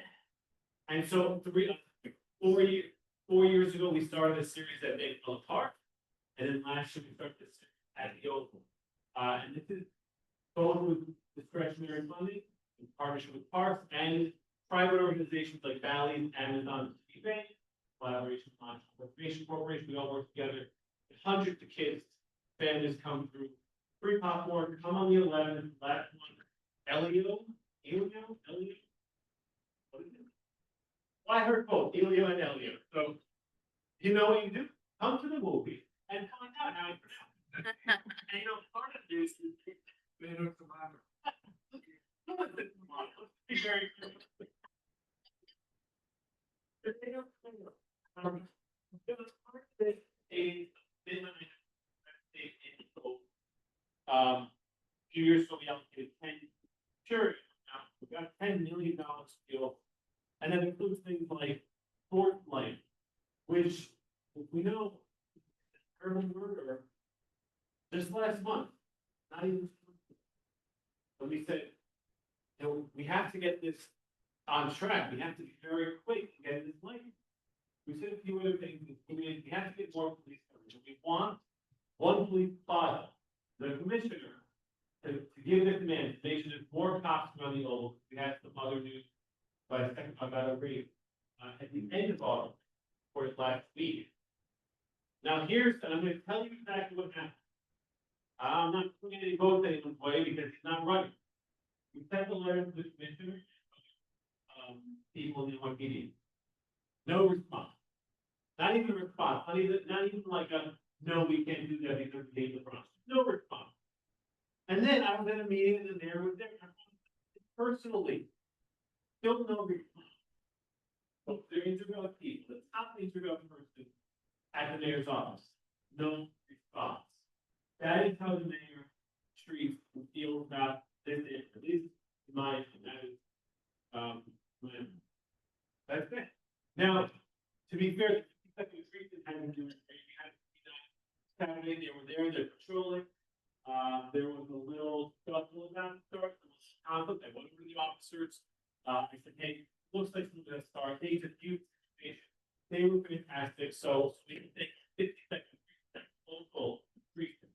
But I got essentially from the mayor team up top, I gotta tell you, very important. And I'm gonna tell you something else I'm disappointed with them about. Right after I tell you about good news at Food State. 7 years ago, you know Miss Gino, member here, president of the Tennis Association at Tracy. She and I built a coalition, community members, businesses, and organizations and hospitals. Long and short of it, we got thousands of signatures from local community members saying we need an elevator at the fourth train station, Washington Parkway. I know I'm going to testify in multiple meetings. We couldn't happen. A few weeks ago, we cut the ribbon on a beautiful elevator.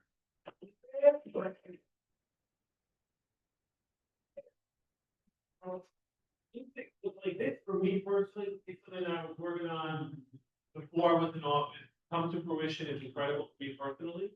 But also as a special education teacher, to come to chair on my local board, the aging committee, just to know what it means to have accessibility for everyone, whether or not wheelchair, whether people are visible or disability. It's not just elevated, ADA compliant, it's very important to make sure we can access the net. And then your friends and family can access the Bronx and the hospitals we have. So that's good. Gonna go back to bed, do something else the mayor doing that we hate. When you vote, because you're all gonna vote for them. When you vote, you're gonna have to vote yes or no on 6 questions on the back of your ballot. Your community board, no land, is 3 of the questions deals with land use.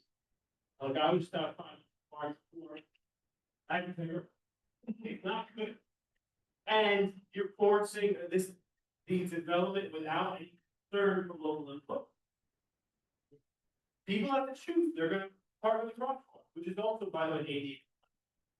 They're gonna park at a hydrant, which is a safety issue, they're gonna double park, which is a safety and quality of life. Not to mention, that so often, the affordable stuff going on is saturated with student one bedrooms, and they're not affordable.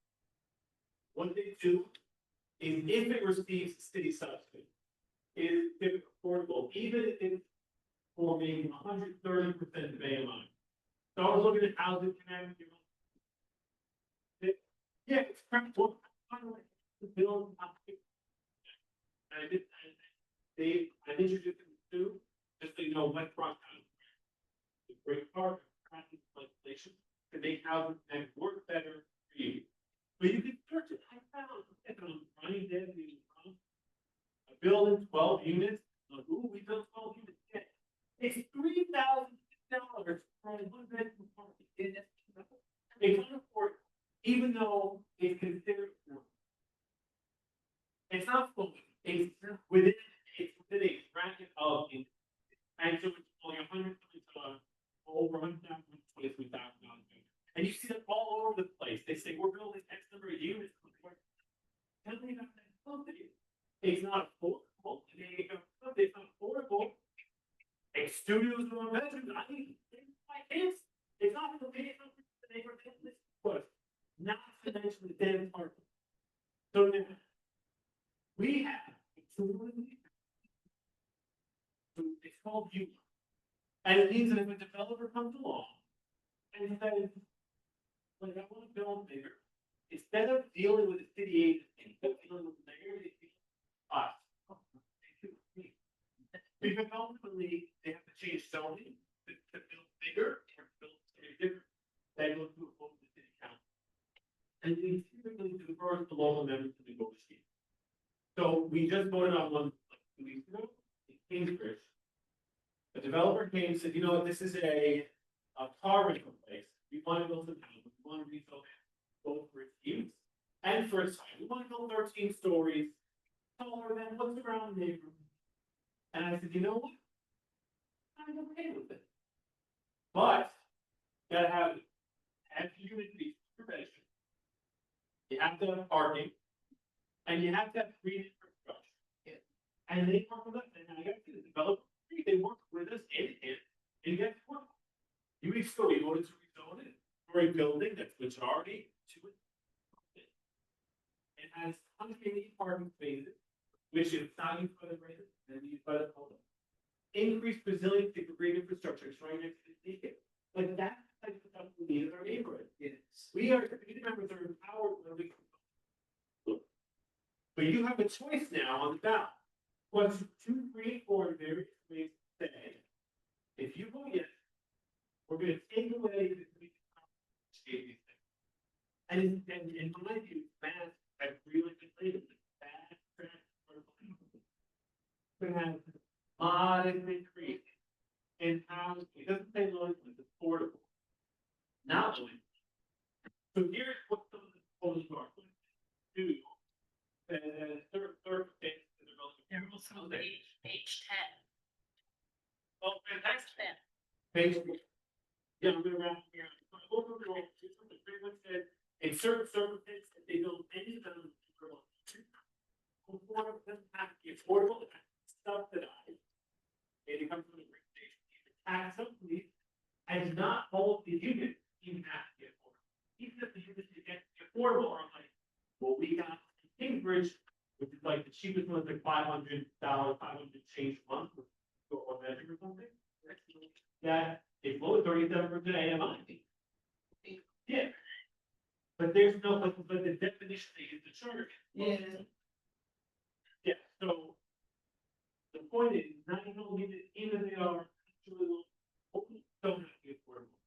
These decisions would go by the BSA, the Board of State Appeals, which is only appointed by the mayor, or the city planning commission, which is majority appointed by the mayor, with the chair of the city planning commission being appointed by the mayor.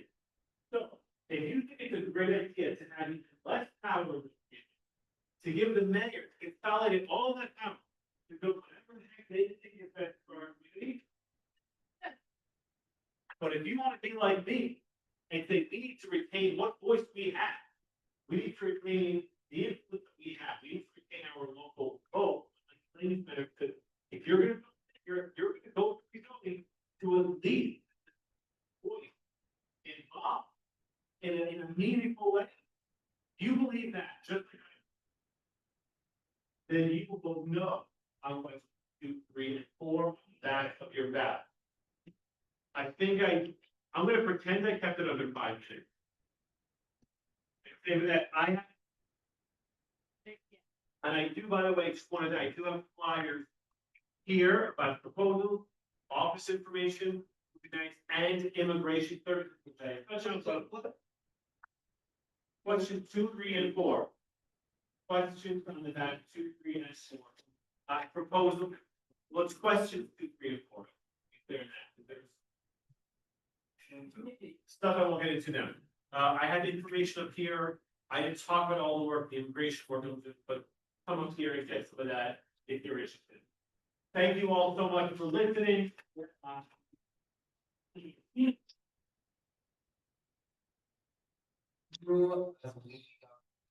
Curfew, the mayor's office view.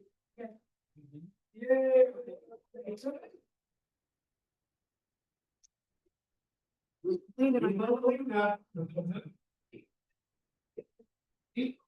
evening, everyone. Welcome back. And then welcome to our some faces. My name is Mayor's Office of Community Affairs, as you know. So I just wanted to take the time to introduce myself to the new people and just give a refresher to everyone else. I am the conduit between the mayor's office and all of the city agencies in the community. So yes, Mayor, our councilman, and he's my councilman too, just so you know, so I can say, just mention that he's not going to be running for a re-election. However, that does not stop the fact that I still have a job to do on behalf of him all the way to the end, which is to be the conduit. So you can still feel free to reach out to me. I'm here. Nothing has stopped. We still have to continue to get stuff done. And that's what we're going to do. So whether there's issues that you've talked to me about before, I still am working with the agencies to get that done. And I just want to make sure that you're aware to continue to contact me. I do want to still encourage you to utilize 311 because 311 is still going to be the portal that whatever the next thing is going to be using until they come up with something better. And city council seems like they didn't want to come up with anything better as yet, right? So please, and that is the program that I want you guys to use, even if you have accessibility to any city agencies, because what happens is that there's the higher ups, when they go to look at numbers, see where resources and are happening. They go back to the numbers. So we do want to encourage everyone to please use 311 to make the complaint and then reach out to your PD or reach out to whoever you have, even myself.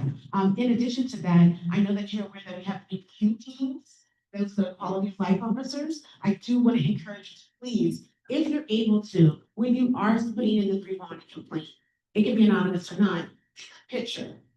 Because what they have said to me, I cover 6 wards, so I also cover 6 precincts. Some of the Q team has mentioned that by the time they get to these complaints, they don't necessarily see the things that you might have complained about. So please, if you can, that will make things much easier. And as always, I am gonna give you my contact information. My number is area code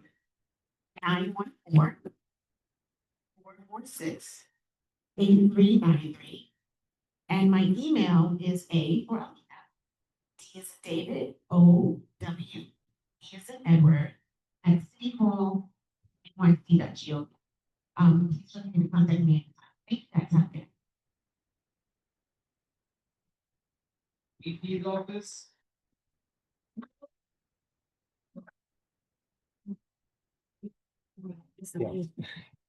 Well, good evening. Happy fall to everyone on behalf of the VP. The VP congratulates and welcomes all of our new and returning members. Great orientation recently at Lehman College. We want to also congratulate our new CB7 chair, Luis Acosta. And also kudos to our district manager who has done great work at the borough boards as well as the borough consultation that ran all day. Give her a big applause. And also give a special acknowledgement to our former chair, Yahaira Arias, on a job well done.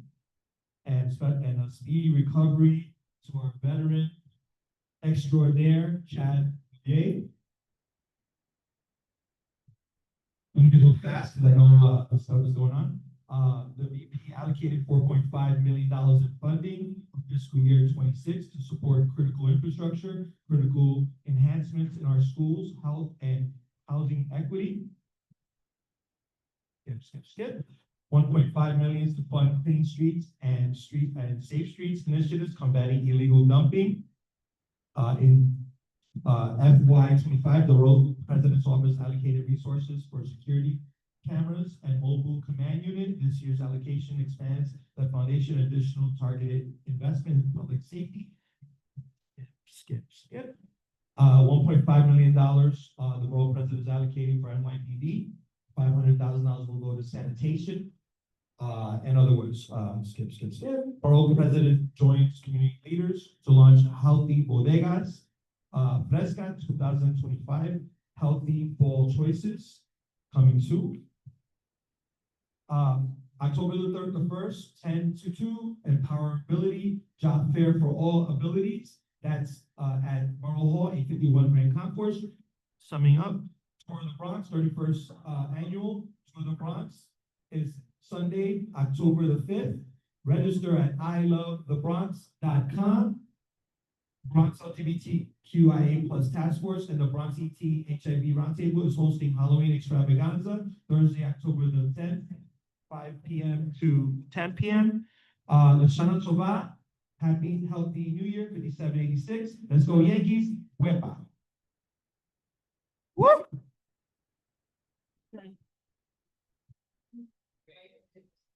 So we're tight on time. I apologize. We'll do better at this. So we're gonna fast forward. Senate member Robert Jackson. Right here. Okay, cool. No, Oh, you're good? Okay. because there's a lot of reverb on. Yes. My name is David Barris, Senator Jackson's office. Welcome to meet. I'm happy to meet all of you who are new. Second, roles. The senator, as chair of civil service and pensions, next month is going to be hosting a series of roundtables from here, New York, Buffalo, and this has to do with recommendations to workplace, city workers, state workers. Of course, no matter how magnificent the job is, things can always be better. So that's going to be one of his goals. Another thing that's happening soon is that the senator will be meeting with the HRA commissioner, and we know that 311 there's a lot of help from day one, but sometimes they can't reach a live agent for days, especially if they're in an eviction case or needing a one-shot deal to go through or to know the status of it, or what might have happened to their EBT benefits that for some reason got mysteriously cut off. And even though we have a great communication with HRA from our office, that doesn't always mean that it always works out for everyone. So we're trying to help improve that for everyone else. So that's one of another important thing that we're gonna be focusing on next month. Also, we also continue to be the only Senate elected that serves in the party, in the case against Con Edison and everyone here, I'm sure. Still data centers and Bitcoin mining centers. That's been impacting the utility bill. And so through the expertise of our office, we also convinced electeds from Westchester to join us in that case with the rate case dealing with finances. So there's going to be more information about that as this continues to develop. But we're not the only ones who are concerned. We'll be very meaningful that. We've all seen these increases, and we're trying to see what we can do about it to help mitigate the impact of this price. And lastly, earlier today, the Senator held a rally in front of Governor Holt's office for the New York Health Act, which would basically create universal health care for the state of New York, which fundamentally would lower the cost of healthcare for everyone, and it wouldn't be tied to your employment. So that's another bill that we are heavily focused on. That's my report. Thank you, Senator.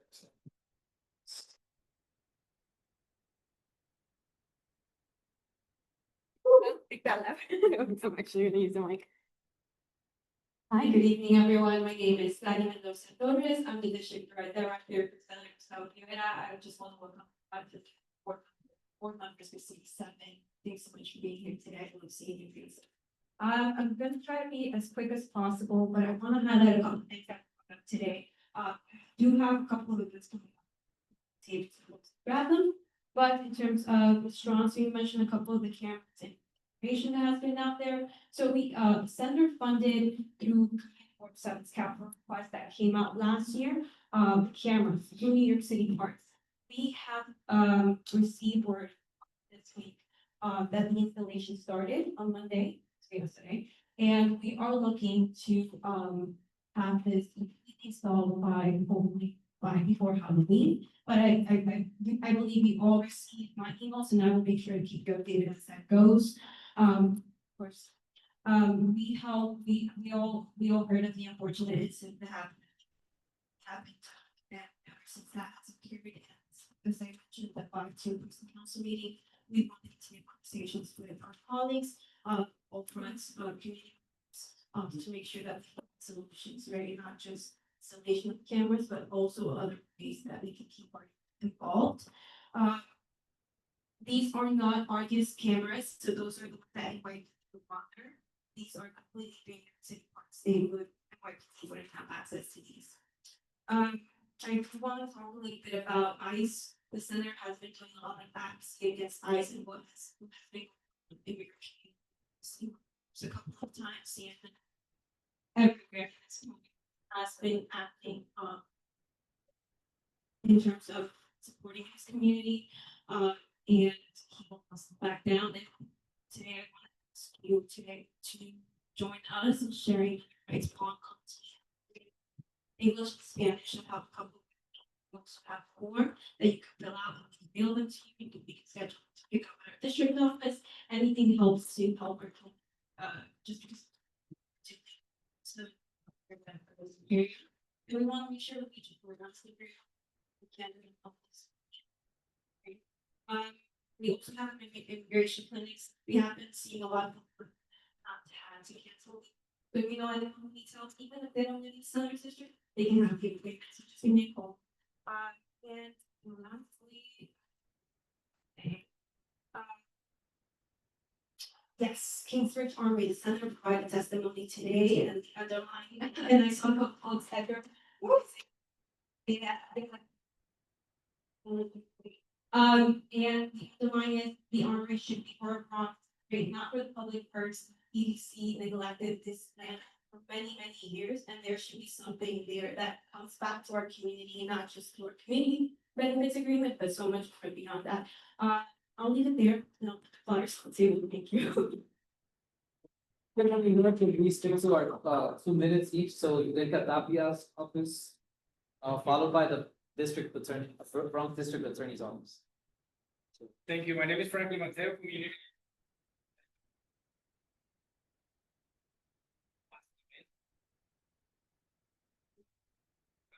Last day, seniors and residents. Music and fair resources, assembly member that present the goal, and everyone who attended and helped make a great success. Last month, also the assembly member that came to the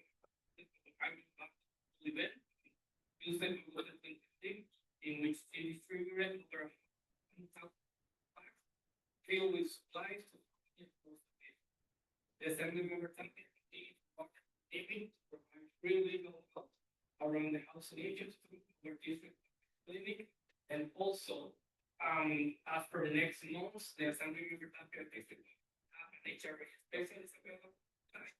The office to assist residents with enrollment in HRA related issues. For constituent services, you can call my number 718-830-5699. They will be community located at 175C. Thank you. From the BMPA's office. Cool. Followed by George. Hi, everyone. How are you? My name is Matan Togan. I am here on behalf of the Bronx District Attorney's Office. First, welcome to all of the new community work members. It's great to be back here at CB7. Couple of quick announcements. Today, just down the road at St. James Rec Center, the DA held our re-entry employment resource fair. So that's for people coming out of jail or prison to help them find their footing as they come back into the public. So that was a huge success. I know we had over 150 people there. I think it was closer to 175, but don't quote me on that. We'll have another one coming up in a few months, but that was a great event. One quick initiative I'm working on is our interfaith directory. So we're working to build up our relationships with faith leaders from across the Bronx. So if you are a faith leader or you know someone that is, please connect them to us so that we can foster our relationships with them and their congregations. Last but not least, our office is having our annual 5K walk, run, roll to raise awareness of domestic violence on October 18th from 9:30 to 12:30 in front of Bronxborough Hall down by 161 in Grand Concourse. It's a loop, so it'll start and end there. First 1,000 people to register and show up get a free t-shirt. It should be a great time. I apologize. I was at the resource fair, the employment fair, until I came here, so I didn't get to bring any posters with me. But find me after. I've got cards, and I'm happy to send you any material online. Thanks, y'all.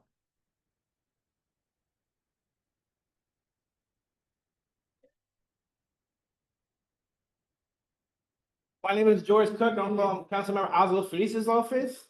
We're located at 573 East Fordham Road. And our telephone number is 718-842-8100. Also, I just wanted to say, congratulations to the new community CB7 members. And also, we're actually having this event on October 11th by the Forum Bid, and it was sponsored by Councilmember Felice. And also, the council member introduced a legislation 0179, and that's called the toll pound capacity.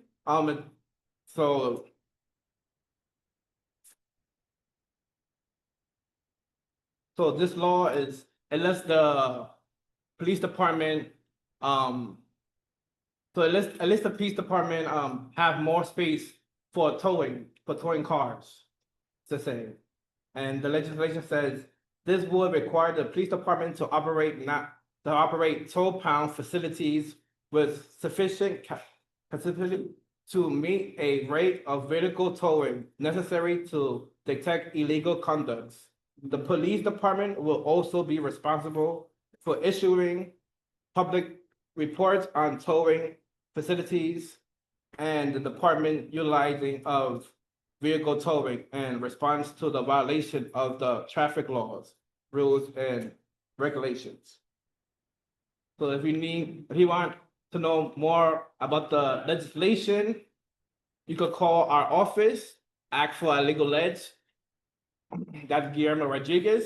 His email will be gyrdriguez@council.nyc.gov.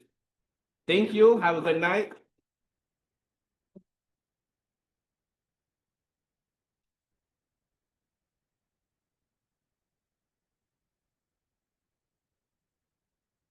Signing sheet and then lid. Got it, double working.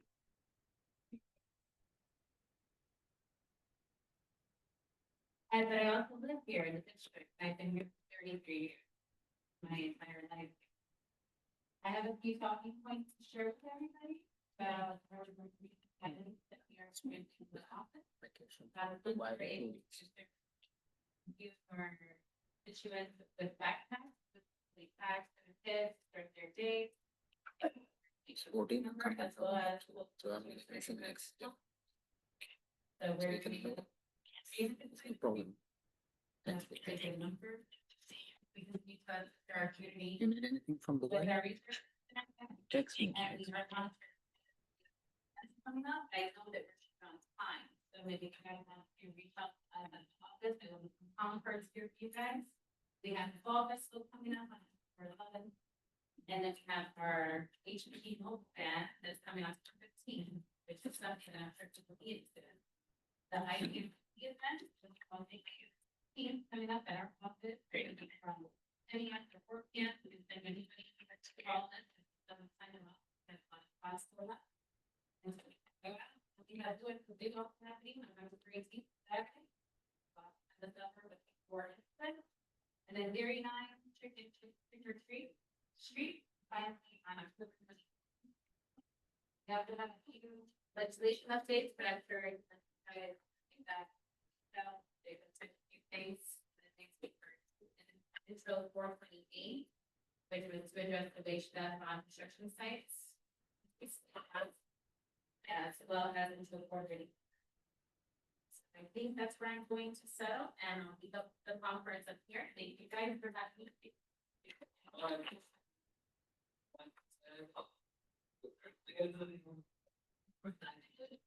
See you guys on 28.